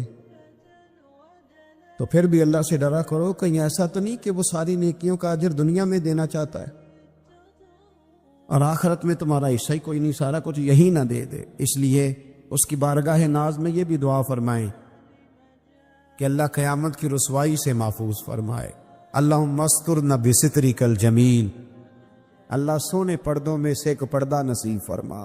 آیت نمبر 91 سے متقین اور سرکش لوگوں کے ساتھ ہونے والے سلوک کا ذکر فرمایا. ایک نے ساری زندگی تقویٰ کیا، ایک نے سرکشی کی، کھوڑوں کی طرح بھاگا، مرضی کی زندگی جیا. اللہ نے دونوں کا ذکر فرمایا اور فرمایا گمراہ لوگوں کے جہنم میں آپس میں لڑنے اور ہر طرف سے نا امید ہونے اور ان کے دنیا میں واپس جا کر ایمان لانے کی ناممکن خواہش ہے. یہاں بڑے لوگ کہتے ہیں جی اللہ چاہے اور نیکوکاروں کو جو ہے وہ معاذ اللہ دوزخ میں ڈال دے اور ہمیں اللہ چاہے تو بخش دے. جس نے اٹھتی ہوئی جوانی میں بھی اپنی نظر جھکا کے رکھی اور جیب میں لاکھوں کروڑوں ہونے کے باوجود بھی اپنے رب کی رضا والی بات کی، اور تو ساری زندگی گزارے بے حیائی اور فحاشی میں اور دعوے تو عجیب کر دے. اللہ بے نیاز ضرور ہے پر بے انصاف نہیں. بے نیاز ضرور ہے پر وہ بے انصاف، یہ سمجھ لیں. ہاں، کسی کو یہ دعویٰ نہیں کرنا چاہیے کہ میں نیک ہوں تو جنت میرے نام الاٹ ہو گئی ہے. دعا کرنی چاہیے اور اس کی بارگاہ میں معافی چاہنی چاہیے. لیکن یہ جو گناہگار پھر دلیروں جیسی باتیں کرتے ہیں نا، اس کا تو معاملہ یہ ہے کہ ایک گناہگار اوپر سے سینہ زور، یہ ظلم ہے، یہ جبر ہے، اس سے بچیں. ہاں، اگر کوئی رب کی رحمت کا بازو تھام کے بات کرے گا تو اللہ بڑا ہی کرم فرمانے والا ہے. آیت نمبر 105 سے نوح علیہ السلام کی دعوت حق کا ذکر ہے. وہ رسول امین تھے. سرکش لوگوں نے کہا ہم آپ پر کیسے ایمان لائیں، آپ کے پیروکار تو پسماندہ لوگ ہیں. یہ نوح علیہ السلام کی قوم کا ذرا انداز سن لے. کہنے لگے پسماندہ سے غریب سے بندے آپ کے کلمہ پڑھنے والے، ہم چودھری ہو کے آپ کو مان جائیں، یہ کیسے ہو سکتا ہے؟ پھر نوح علیہ السلام اللہ تعالیٰ سے اپنے اور اپنی قوم کے درمیان آخری فیصلے کی دعا مانگتے ہیں. اللہ تعالیٰ ان کو اور ان کے پیروکار مومنوں کو کشتی کے ذریعے نجات عطا فرماتا ہے اور سرکش قوم طوفان میں ڈوب جاتی. آیت نمبر 124 سے حضرت ہود علیہ السلام اور ان کی قوم عاد کا ذکر ہے. اللہ تعالیٰ نے اس قوم پر نعمتوں کی فراوانی کی، چوپایوں، اولاد اور نہری باغات کی صورت میں فرمائی. انہوں نے مضبوط مکانات اور بلند مقامات پر عشرت گاہیں تعمیر کر لی. آج کل بھی فارم ہاؤس نہیں بن جاتے جلدی سے، فارم ہاؤس بن جاتے. بالآخر نبی کی تقزیم کی بنا پر اللہ نے اس قوم کو بھی ہلاک کر دیا. پھر آیت نمبر 141 سے حضرت صالح علیہ السلام اور ان کی قوم سمود کی نافرمانیوں کا ذکر ہے. ان پر اللہ تعالیٰ نے نعمتوں کی فراوانی فرما رکھی تھی. میٹھے چشمے، باغات، زرخیز زمین کی کثرت، پہاڑوں کو تراش کر مکان بناتے تھے. لیکن جب انہوں نے ناقۃ اللہ یعنی اللہ کی اونٹنی کی بے حرمتی کی تو ان پر عذاب نازل ہوا. تو جب ناقۃ اللہ کی بے ادبی کرے، اللہ کی اونٹنی کی، اس پر عذاب نازل ہوتا ہے. تو جو رسول اللہ کی بے ادبی کرے اور جو اولیاء اللہ کی معاذ اللہ بے ادبی کرے، اس کا کیا حال ہوگا؟ اللہ تعالیٰ ہدایت کا رستہ نصیب فرمائے.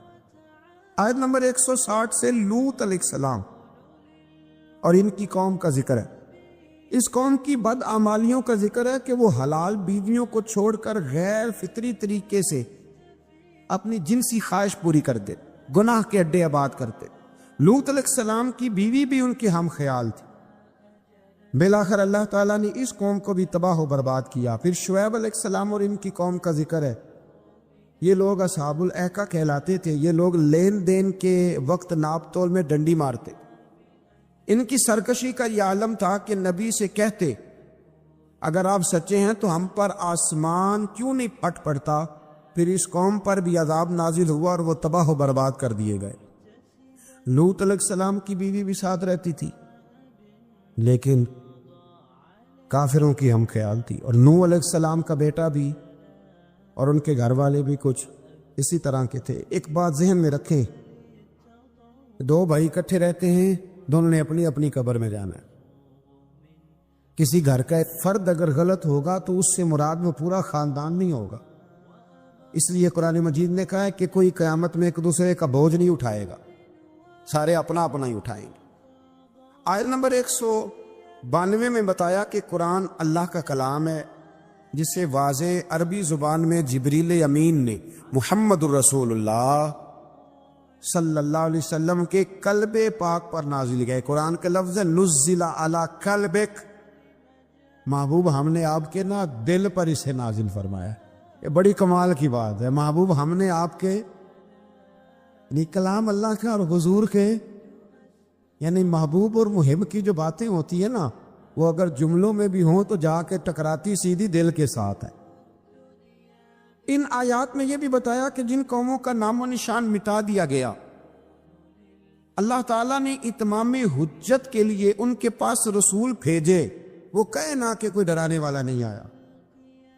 قرآن مجید کا مطالعہ کرنے والوں کے لیے غور و فکر کا مقام ہے کہ جن بدعمالیوں کے سبب پچھلی امتوں کا نام و نشان مٹا دیا گیا، آج وہ ساری خرابیاں اس امت میں بھی جمع ہو چکی ہیں.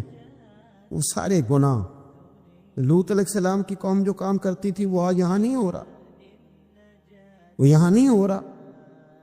اللہ تبارک و تعالیٰ معاف فرمائے. لوگ سمجھتے ہیں کہ شاید رب کریم مسجدوں میں تو دیکھتا ہے، معاذ اللہ تو ہوٹلوں کے بند کمروں میں وہ نہیں دیکھتا، اور ہماری خوابگاہوں میں اور فارم ہاؤس میں اور وہ دور دراز دیہاتوں میں جو ہم نے کوٹھیاں تعمیر کی ہیں اس کے اندر جو ہم گل غبارے کرتے ہیں تو انہیں نہیں دیکھتا. وہ سارے کام جو لوط علیہ السلام کی قوم کرتی تھی، جو نوح علیہ السلام کی قوم کرتی تھی، وہی مذاق جو حضرت نوح کی قوم کرتی تھی نا، کہ یہ چند ماڑے ماڑے لوگ آپ کے ساتھ ہیں. بہت سارے میں نے بڈیروں کو آج علماء اور مشائخ کا اس طرح مذاق اڑاتے دیکھا ہے. یہ چار بندے چھوٹے چھوٹے آپ کے ساتھ ہیں. بھائی نہیں وہی جملہ جو نوح کی قوم کہا کرتی تھی، لیکن پھر بچے تو وہی ماڑے ماڑے نا، پھر بچے نا وہ ماڑے ماڑے کے. تو کدھر گئے وہ اونچی کلگیوں والے؟ انسان جب بات کرتا ہے تو بغیر سوچے سمجھے کرتا ہے. لوط علیہ السلام کی قوم کی خرابیاں، پھر حضرت نوح کی قوم کی خرابیاں، پھر حضرت شعیب کی قوم اگر ناپ تول میں ڈنڈی مارتی تھی تو آج کیا کچھ نہیں ہوتا، دوائیوں تک میں ملاوٹ ہوتی. بس ایک ہی بات ہے، چہرے اس لیے نہیں بدلتے کہ اس زمین پر گنبد خضرا موجود ہے، رسول اللہ صلی اللہ علیہ وسلم کا ساتھ موجود ہے. بس اللہ تعالی ہمیں رسول پاک کی نسبت کاملہ عطا فرمائے. آیت نمبر 218 میں فرمایا کہ اے رسول مکرم صلی اللہ علیہ وسلم اللہ تعالیٰ عبادت کے وقت آپ کے قیام اور عبادت گزاروں کے درمیان آپ کے سجدوں کو دیکھ رہا ہوتا ہے. محبوب تیرے سجدے مجھے بڑے ہی پیارے ہیں. جب تو صفوں کے بیچ نمازیں پڑھتا ہے نا تو میں وہاں تجھے دیکھتا رہتا. جب انسان سجدہ کرتا ہے تو رب بڑا ہی راضی ہوتا ہے. اس لیے حضور نے فرمایا جب تم ایک سجدہ کرتے ہو تو اللہ کی بارگاہ میں تمہارا ایک درجہ بلند کر دیا جاتا ہے. جتنے دن باقی رہ گئے ہیں نا اللہ تعالی ہمیں کثرت سے سجدے کرنے کی توفیق عطا فرمائے. رمضان کے دن نہیں کہہ رہا، زندگی کے دن کہہ رہا ہوں. اتنی زندگی باقی ہے، اللہ تعالیٰ کثرت سے سجدے کرنے کی. حضرت ابو فاطمہ رضی اللہ تعالیٰ عنہ فرماتے ہیں کہ حضور نے مجھ سے فرمایا تھا ابو فاطمہ جنت میں مجھ سے ملنا چاہتے ہو؟ میں نے کہا حضور ہاں. فرمایا پھر سجدے زیادہ کر کے آنا، سجدوں کی دولت تمہارے پاس زیادہ ہونی چاہیے. پھر آگے شروع ہوتی ہے سورہ نمل. نمل کہتے ہیں چیونٹی کو. چیونٹی کے نام پر اللہ نے سورت رکھ دی. پیچھے میں آپ کو بہت ساری سورتوں کے نام یاد کرا آیا ہوں. ایک سورہ نحل بھی ہم نے پڑھی تھی. تو اللہ تبارک و تعالیٰ نے اس سورت میں قرآن کریم کی حقانیت، مومنین کی صفات، مختلف انبیاء کے احوال، اللہ تعالیٰ کی توحید پر دلائل، قیامت کی ہولناکیاں اور حیات بعد الموت کا ذکر فرمایا. اس سورت کی ابتدائی آیات میں ایک بار پھر حضرت موسیٰ علیہ السلام کے احوال اور معجزات کا بیان ہے. آیت نمبر 16 سے سلیمان علیہ السلام کا ذکر ہے. وہ داؤد علیہ السلام کے وارث تھے، بیٹے تھے، اور انہیں پرندوں کی بولیاں سکھائی گئیں. جنات اور انسانوں کے لشکر کا ایک فوجی ڈسپلن کے ساتھ ان کے پاس حاضر رہتے تھے. وہ جو ان کا لشکر تھا نا اس میں انسان بھی تھے، جن بھی تھے، اور اس کے اندر پرندے بھی تھے. ان کا لشکر تھا، وہ ہمیشہ ان کے پاس رہتے تھے. حضرت سلیمان علیہ السلام گزر رہے تھے تو ایک مقام سے آپ گزرے جہاں چیونٹیاں بڑی کثرت کے ساتھ تھی. تو ایک چیونٹی جو ان چیونٹیوں کی سردار تھی، ان چیونٹیوں کی بڑی تھی، اور مفسرین کرام نے یہ بھی لکھا ہے کہ وہ تھی بھی ایک آنکھ اس کی کوئی نہیں تھی، ایک ٹانگ اس کی کوئی نہیں تھی. لیکن اس حال میں بھی وہ چیونٹی جو تھی وہ چیونٹیوں کی قیادت کر رہی تھی. تو حضرت سیدنا سلیمان علیہ السلام کا لشکر جب وہاں سے گزرا تو وہ کہنے لگی یا ایھا النمل ادخلوا مساکنکم. کہنے لگی چیونٹیوں اپنے بلوں میں گھس جاؤ، کہیں ایسا نہ ہو کہ سلیمان علیہ السلام کا لشکر پے دہانی میں سلیمان کا لشکر توجہ نہ کرے اور تمہیں پاؤں کے نیچے مسل دے. لہذا اس طرح کرو کہ تم اپنے اپنے بلوں میں گھس جاؤ. حضرت سلیمان ابھی 3 میل دور تھے. تمام مفسرین نے لکھا ہے 3 میل دور تھے. تو وہاں سے چونٹی بولی تو قرآن کہتا ہے کہ حضرت سلیمان اس کی بات سن کے ہنس پڑے. فتبسم ضاحکا، آپ اس کی بات سن کے ہنس پڑے کہ دیکھو یہ چونٹی کیا کہہ رہی ہے. ذرا غور کرنا بات پر کہ حضرت سلیمان 3 میل دور فاصلے پر چونٹی کی بات بھی سن لیتے. مولوی نے قرآن کی آیت پکی یاد کر لی، انا بشر مثلکم. کہتا ہے حضور نے کہا میں تمہاری طرح کا بشر ہوں. نبی ہماری طرح ہوتے ہیں جی. تو وہ تو 3 میل دور چونٹی کی آواز سن لیتے تھے. اس کے کان میں چونٹی رکھو بلا، اسے کہو کہ بتا بلا کیا کہتی ہے. کچھ بتائے گا پھر دوڑ لگا دے گا شاید. کان میں رکھو اس کو، کہو بتا چونٹی کیا کہتی. اور اگر یہ لفظ نہ ہوتے قرآن کے کہ جب انہوں نے سنا تو ہنس پڑے، یہ جملے نہ ہوتے تو شاید اس کو بھی نہ مانتے. لیکن حضرت سلیمان نے سنی چونٹی کی بات اور اب اگلی بات کہنے لگا ہوں. بڑے خوبصورت لفظ لکھے ہیں مفسرین نے. فرماتے ہیں دیکھو ایک چونٹی نے ایک جملہ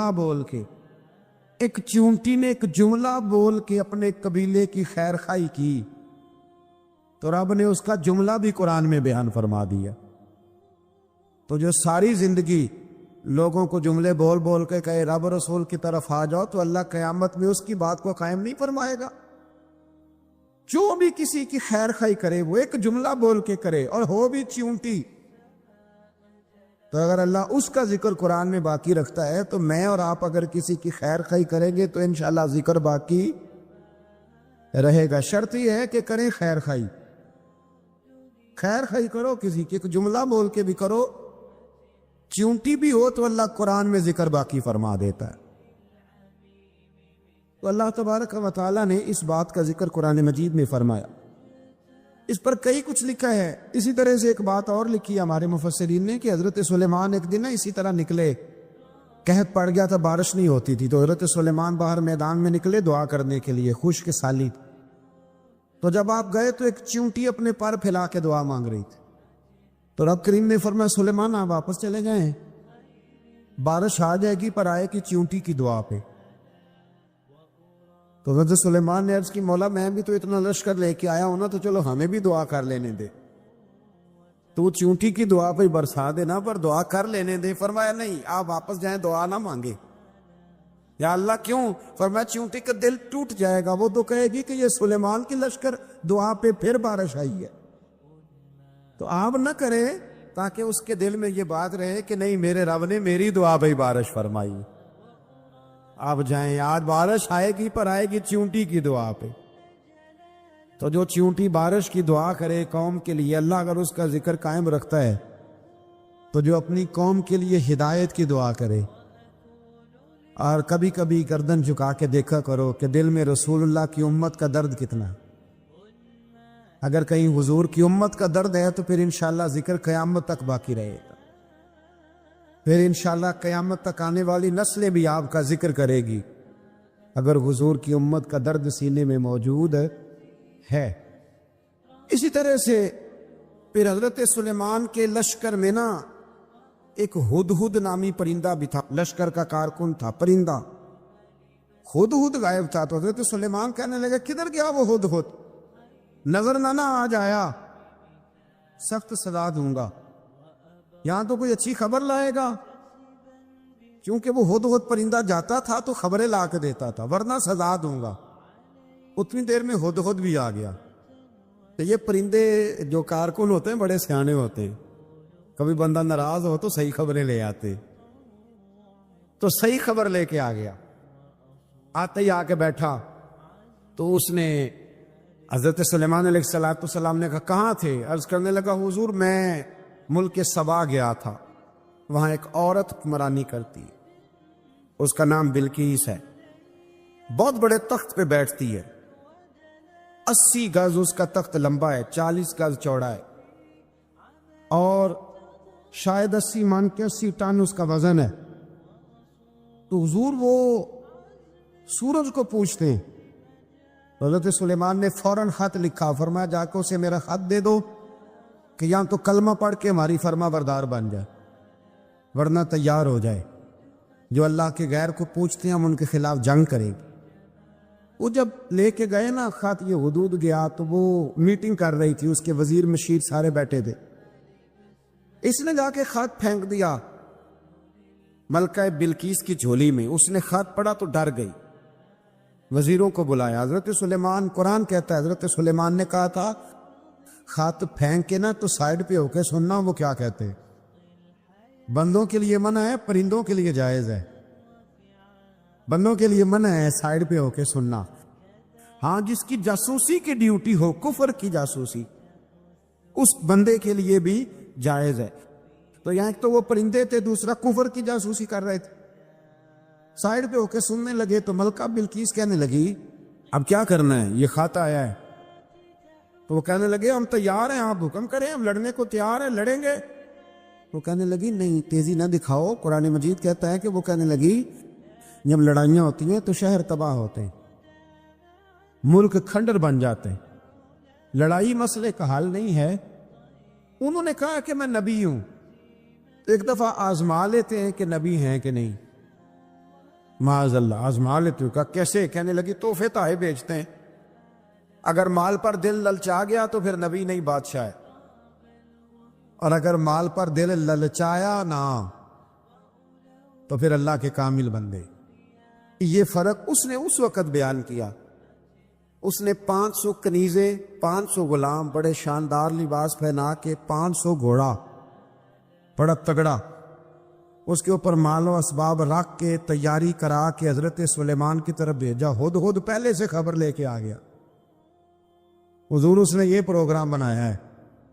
وہ جب آیا سارا کچھ تو حضرت سلیمان دیکھ کے جلال میں آ گئے. فرمانے لگے اسے جا کے کہہ دو تو مجھے کیا تحفے بھیجے گی، میرے رب نے مجھے مالا مال فرمایا ہوا ہے، انہیں مالا مال کیا میرے مالک نے. جا اسے جا کے کہہ تو کیا تحفے دے گی.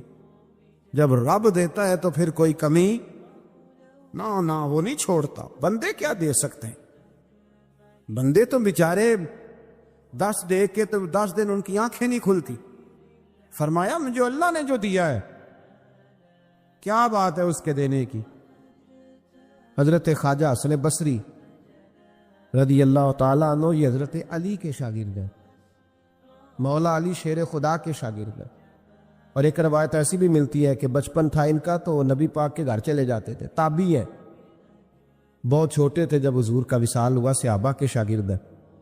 ایک دفعہ حضرت ام سلمہ کہتی ہیں کہ نبی پاک صلی اللہ علیہ وسلم کا بچا ہوا پانی پڑا تھا تو وہ بھی حضرت حسن بصری اٹھا کے پی گئے. یعنی حضور علیہ السلام کا جھوٹا پینے کا بھی اللہ نے انہیں لعاب دہن شدہ پینے کا بھی بڑے صاحب بصیرت تھے. ایک بہت مالدار 30 سال کا نوجوان آ گیا، عبد الواحد زید. حضور میں نے مرید ہونا ہے. آپ نے فرمایا تو میرا بھائی بن جا، مجھ سے دین سیکھ، مرید ہو کے کیا کرے گا؟ کہنے لگا حضور میں باریکی تک پہنچ گیا ہوں. بھائی تو شریک ہوتے ہیں، تو مجھے بھائی نہ بنائے، مجھے غلام بنائے. تابع داری وہی کر سکتا ہے جو غلامی کرے. بھائی تو شریک ہوتے ہیں، وہ تو مقابلہ کرتے ہیں، غلام بنائے. حضرت حسن بصری، حضرت عبد الواحد بن زید رحمۃ اللہ علیہ فرماتے ہیں میں کروڑ پتی تھا، ہیرے جواہرات کا ٹھکانہ ہی نہیں تھا. تو حضرت حسن بصری رحمۃ اللہ علیہ فرمانے لگے تیرا میرا سٹیٹس ایک نہیں، تو میرا غلام کیسے بنے گا؟ تیرے گھر میں تو خود 20 غلام ہیں، تیرا میرا سٹیٹس نہیں. میں غریب آدمی ہوں، ایک وقت کھا لیتا ہوں، 2 وقت بھوک کاٹ لیتا ہوں، تو شہزادہ ہے، سٹیٹس نہیں بنے گا. عبد الواحد بن زید گھر گئے، اپنے غلاموں کو کھڑے کھڑے آزاد کر دیا، رشتہ داروں کی لسٹ بنائی، سب کو دعوت کھلائی، جو گھر کے اندر مال دولت تھا ان میں بانٹ دیا، باقی پڑوسیوں کو دے دیا. جو کپڑے پہنے ہوئے تھے وہ بھی اتار کے صدقہ کیے. ٹاٹ کا لباس پہن کے حضرت حسن بصری کے سامنے آ کے کھڑے ہوئے. خواجہ حسن بصری نظر اٹھائی، کہا اچھا یہ حال کیسے ہو گیا؟ کہا حضور ہر شے بیچ آیا ہوں. کہا کیوں؟ فرمانے لگے آپ نے کہا تھا تیرا میرا سٹیٹس نہیں، اب تو ایک ہو گیا ہے نا، اب تو سٹیٹس ایک ہو گیا نا، اب غلامی ملے گی. آپ نے فرمایا 3 شرطوں پہ قائم رہنا، 3 شرطوں پہ. ایک، اللہ والوں پہ زندگی میں اعتراض نہ کرنا. کبھی اللہ تعالیٰ کے بندوں پر اعتراض، کوئی چیز نظر آئے بھی تو شکوہ نہ کرنا، سمجھ لینا کہ میری نگاہ کی غلطی ہے. اور دوسرا، روز اپنے اوپر محنت کرنا، محبت کم نہیں ہونی چاہیے، بڑھنی چاہیے. اور تیسرا فرمایا مجھے کہنے کی ضرورت نہ پڑے، کہنے کی ضرورت، تجھے اشارہ سمجھ جانا چاہیے. عبد الواحد بن زید کہنے لگے حضور ملے گا کیا؟ آپ فرمانے لگے یہ تیرا مطالبہ بھی غلط ہے، وہ تو بعد کی بات ہے، ملتا کیا ہے. غلامی میں آ گئے. فرماتے ہیں 30 سال نوکری کی حضرت کی، 30 سال. لوگ کہنے لگے بابا پھر ملا کیا؟ فرمانے لگے تم نے بھی مطالبہ غلط کیا ہے، یہی تو میں کر بیٹھا تھا. کہا ملا کیا؟ آپ فرمانے لگے میرا اس وقت حال یہ ہے کہ لوگ دعا کر کے رب سے لیتے ہیں، میں دعا نہیں کرتا، ابھی میں سوچتا بھی پورا نہیں، میرا رب وہ چیز پہلے مجھے عطا فرما دیتا ہے. اور بغداد کے لوگ کہتے ہیں بغداد میں قحط پڑ گیا، بارش نہیں ہوتی تھی، بارش نہیں ہوتی تھی. کٹھے ہو کے سارے گئے، آپ بغداد آئے ہوئے تھے، کٹھے ہو کے لوگ گئے. کہا حضور بارش نہیں ہوتی، مہربانی فرمائیں۔ تو کہتے ہیں لوگ آ کے بیٹھے ہیں میرے پاس، بارش کی دعا کر دیں۔ حضرت عبد الواحد بن زید کہنے لگے اے اللہ، تجھے پتہ ہے یہ میرے دروازے تک آ گئے، پہنچ گئے، ابھی تک بارش نہیں آئی، اور لفظ پتہ کیا ہے؟ کہنے لگے تجھے واسطہ میری اس عقیدت کا جو مجھے حضرت حسن بصری کے ساتھ ہے، اس عقیدت کا واسطہ مجھے رسوا نہ کر۔ انہیں بھیجا کیوں تھا اگر برسانی نہیں تھی؟ دعا دیکھیں، محبت کے رنگ میں دعا ہو رہی ہے، واسطہ بھی محبت کا دیا جا رہا ہے۔ بغداد کے لوگ کہتے ہیں بس حضرت کے جملے بھی پورے نہیں ہوئے، رب کریم نے بارش عطا فرما دی۔ جملے بھی پورے نہیں ہوئے، اللہ نے بارش دے دی۔ محبت، پیار، سال میں ایک دفعہ حج ہوتا ہے، اور میرے نبی پاک علیہ السلام نے فرمایا تو خوش ہو کے محبت سے ماں باپ کا چہرہ دیکھ، اللہ کامل حج کا ثواب عطا کرے گا۔ یا رسول اللہ اگر 100 دفعہ دیکھوں تو فرمایا 100 دفعہ حج کا ثواب۔ تو سال کے بعد حج ہو تو اگر دن میں 100 دفعہ ہو جائے تو زیارت افضل ہوئی کہ عبادت افضل ہوئی؟ نبی پاک صلی اللہ علیہ وسلم نے فرمایا النظر الی وجہ العالم عبادہ، اگر تو کسی عالم کے چہرے کو دیکھتا بھی رہے تو رب تجھے اپنی عبادت کا درجہ عطا فرمائے گا۔ تو کر تو آپ زیارت رہے ہیں، ثواب کس بات کا مل رہا ہے؟ تو یاد رکھ لیں، محبت میں کمزوری نہیں ہونی چاہیے۔ محبت جس کی کمزور ہو گئی ختم ہو گئی۔ ایک منٹ کے لیے بھی اپنے اوپر یہ یاد رکھیں، وہ کہا تھا حضرت سلطان بہو نے، جو دم غافل سو دم کافر۔ یاد رکھ، عقیدتوں میں جب لچک آتی ہے نا، جب کمزوری پیدا ہونے لگتی ہے، کمزوری، پھر رشتے سہاروں کے محتاج ہونے لگ جاتے ہیں، پھر رشتے سہاروں کے محتاج ہوتے ہیں، پھر گفتگو کے محتاج ہوتے ہیں، سمجھانے کے محتاج ہوتے ہیں، پھر توجہ دلانے کے، اور جب رشتے سہاروں کے محتاج ہوتے ہیں تو پھر رشتے بے ساکھیوں والے ہو جاتے ہیں، لنگڑے ہو جاتے ہیں، پھر ان کا حسن ضائع ہو جاتا۔ اقبال نے کہا تھا نہ وہ حسن میں رہی شوخیاں، نہ وہ عشق میں رہی گرمیاں، نہ وہ غزنوی میں تڑپ رہی، نہ وہ خم ہے زلف ایاز میں۔ وہ کیفیت نہیں رہتی جس کو کہنا پڑا، بتانا پڑا، سمجھانا پڑا۔ اس نے تو بیساکھی مانگی ہے، بیساکھیاں نہ مانگیں، اپنی محبت کو دوام دیں، روز نئے سے نیا زاویہ۔ کسی نے حضرت ابو بکر صدیق رضی اللہ تعالیٰ عنہ کے بارے میں بڑا خوبصورت جملہ لکھا ہے۔ انہوں نے لکھا ہے قریب رہنے والے کی محبت کم ہوتی ہے۔ یار کتنا بندہ قریب رہ سکتا ہے، حد ہوتی ہے نا۔ کہنے لگے یہ عجیب شخص ہے، ہمیں عجیب نسخہ بتا گیا ہے۔ کہتے ہیں قریب رہنے سے محبت کم نہیں ہوتی، بلکہ محبت تو تب بڑھتی ہے کہ بندہ قبر میں بھی ساتھ اکٹھا ہو جائے۔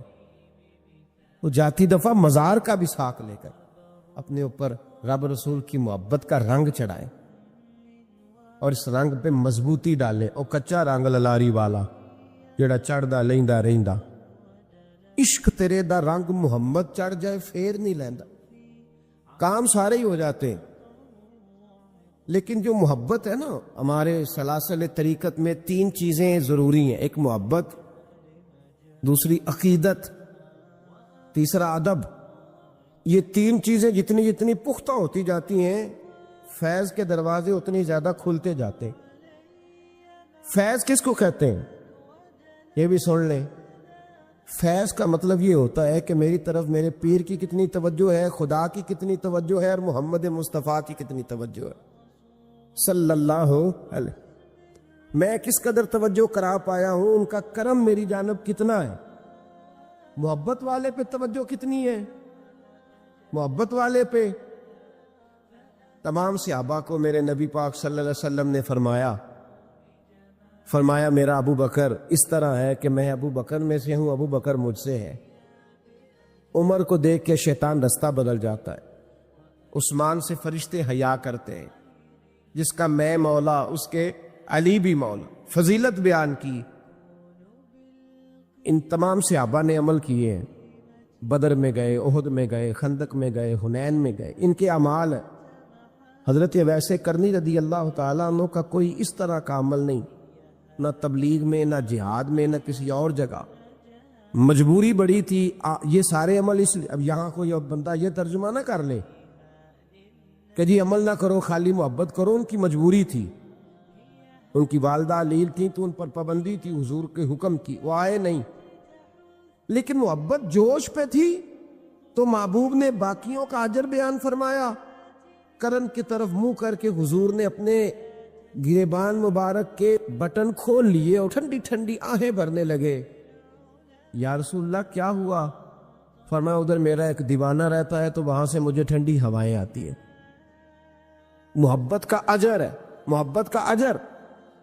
جو عمل کرنے والے تھے ان کو حضور نے ثواب بتلایا ہے، ثواب بتلایا، اور پھر اس محبت کرنے والے کا اجر بیان کیا۔ اس کا یار اتنا اجر رکھ دیا، اتنا اجر رکھ دیا۔ جو محبت کرنے والے تھے ان کا اجر کیا بیان کیا؟ حضور نے فرمایا علی اور عمر میرا جبہ لے کر کے جائیں۔ حضرت عبد الرحمن ابن عوف جیسے لوگ جو عشرہ مبشرہ میں سے ہیں وہ منتیں کر رہے ہیں کہ حضور کا کرتا مل جائے، کرتا۔ یہاں لوگ بھاگ رہے ہیں کہ نبی پاک صلی اللہ علیہ وسلم کے وضو کے بچے ہوئے پانی کا تھوڑا سا حصہ مل جائے۔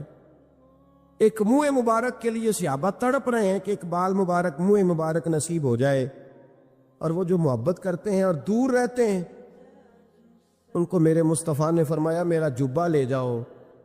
اور ڈیوٹی کس کی لگائی؟ فرمایا علی جائے اور عمر جائے، دے کے آئے۔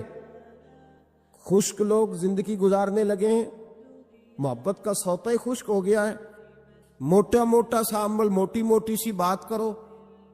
تمام صوفیاء نے اپنی زندگی لگائی اس کام پہ دی ہے۔ وہ کہتے ہیں تیری عبادت ناقص ہو کے بعض اوقات واپس لوٹ آتی ہے، ضائع ہو جاتی ہے۔ محبت ناقص نہیں ہوا کرتی۔ محبت میں تو کوئی گناہگار بھی ہو جائے تو میرے رسول فرماتے ہیں غلطی ہو گئی تو کیا ہوا، خدا سے بھی پیار کرتا ہے، محمد مصطفیٰ سے بھی پیار کرتا ہے۔ معبور تو دیکھیے نا، صحابی ہیں حضور سے پیار کرنے والے، شراب پی بیٹھے، بخاری مسلم پڑھیے، شراب پی لی، خود در رسول پہ آئے، یا رسول اللہ غلطی ہو گئی معاف کر دے۔ کیا ہوا؟ شراب پی لی ہے، بھول گیا تھا، بچپن سے پیتا آ رہا تھا۔ حضور نے فرمایا منہ سونگو۔ سونگا تو کہا حضور بدبو تو آ رہی ہے شراب کی۔ فرمایا باہر لے جاؤ، کوڑے مارو۔ صحابہ کہتے کوڑے لگ رہے تھے اور اندر نبی پاک بے چینی کے عالم میں ٹہل رہے تھے، بے چینی کے عالم۔ ایک صحابی نے کہا حضور اس ملعون کے لیے معاذ اللہ، اس کے لیے آپ، اس نے شراب پی اس کے لیے بے چین ہے۔ حضور نے فرمایا چپ کر جا، غلطی ہو گئی تو کیا ہوا، خدا سے بھی پیار کرتا ہے، محمد مصطفیٰ سے بھی پیار کرتا ہے۔ تیری محبت توجہ کرائے گی نبی پاک کی تیری طرف۔ جو محبت، عقیدت، ادب، وفا، جذبہ، حسن، تازگی، روحانیت، یہ سارے ایک معنی کے سارے الفاظ ہیں، ان کا مفہوم ایک نکلتا ہے۔ اگر زندگی محبت سے خالی ہو گئی تو اقبال نے کہا بجھی عشق کی آگ اندھیر ہے، اب یہ مسلمان نہیں یہ خاک کا ڈھیر ہے۔ اقبال کہتے ہیں اب تو ڈھیر ہے، کسی وقت بھی کوئی ہوا آئے گی تجھے اڑا کے لے جائے گی۔ تیرے اندر طاقت اور وزن اتنی دیر رہے گا جتنی دیر رسول اللہ کا پیار تیرے دل میں زندہ رہے گا، جتنی دیر محبت تیرے دل میں۔ ہمارے صوفیاء نے پیار ہی تو سکھایا ہے، ہمارے صوفیاء نے محبت ہی تو سکھائی ہے، ہمارے اہل اللہ نے پیار ہی تو سکھایا ہے۔ اتنا پیار کہ حضرت امیر خسرو رو ہی پڑے۔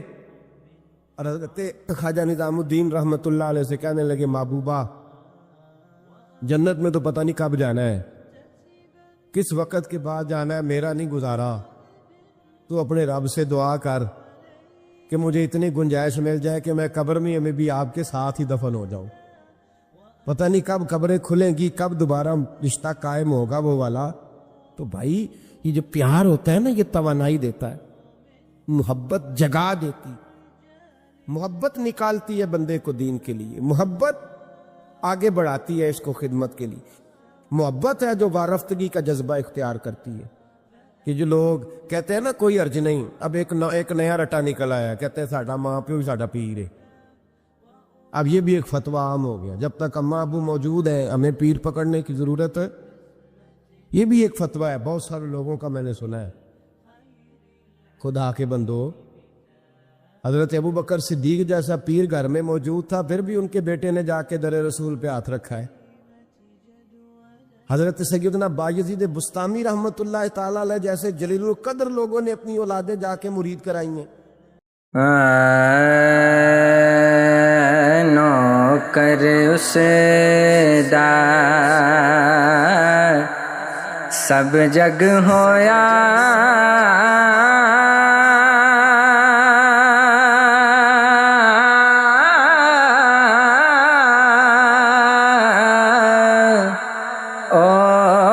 سلطان جہاں دا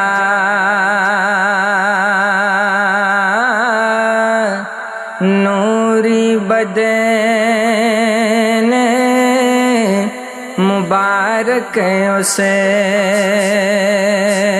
دا سرور شہاندہ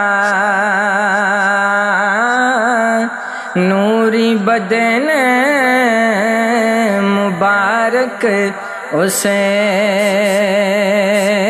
دا سرور شہاندہ آدم جن ملائکے حورا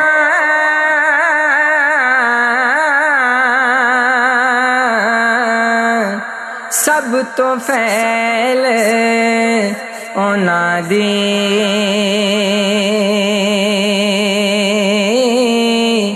او سلطان نبیاں دا ہویا، ہر ایک چیز انہاں دے او سلطان نبیاں دا ہویا، ہر ایک چیز انہاں دے آدم جے نہ ہویا آہا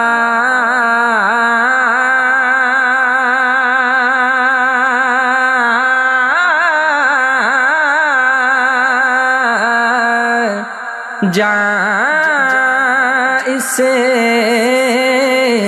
نبی کہایا،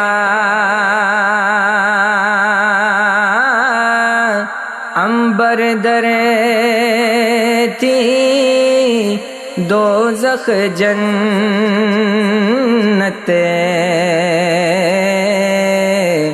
خاطر اسے دی پایا، عنبر درتی دوزخ جنت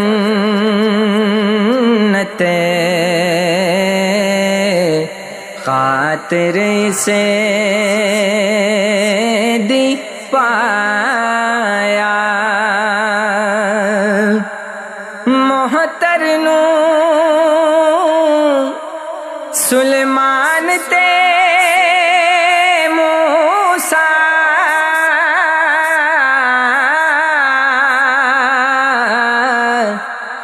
جنڈا اس دا چاندے اس عزیز اگے ہوئے، اس عزیز اگے ہو بردے، یوسف جے وکاندے، اس عزیز اگے ہو بردے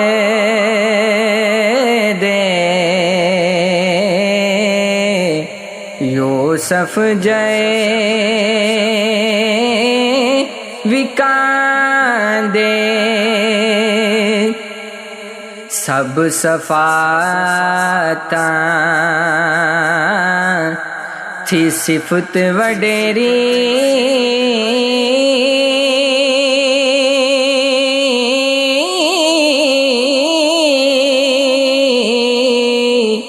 ہویا فضل حضوراں کھلیالی صفت مبارک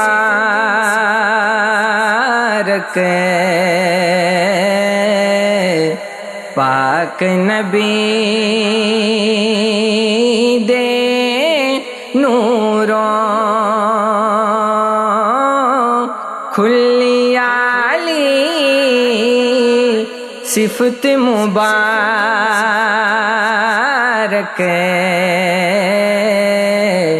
پاک نبی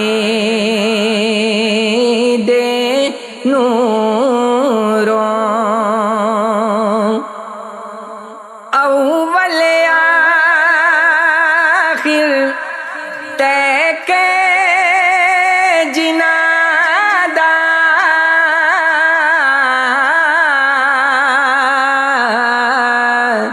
شان نہ تھیندا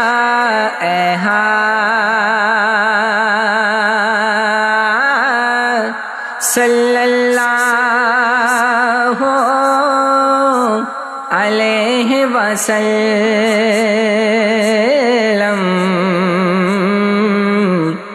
دہن حبیب اجے صلی اللہ علیہ وسلم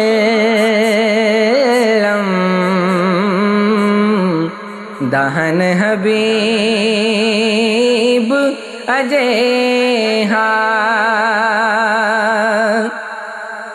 جس چیزیں تے ہاتھ لگاوے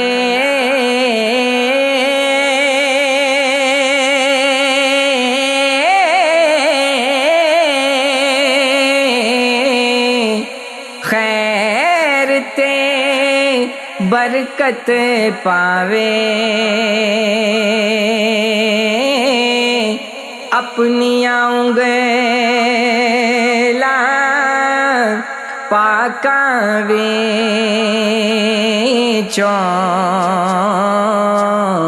تسیاں جل پلاوے اپنی انگلیاں پاکاں وچوں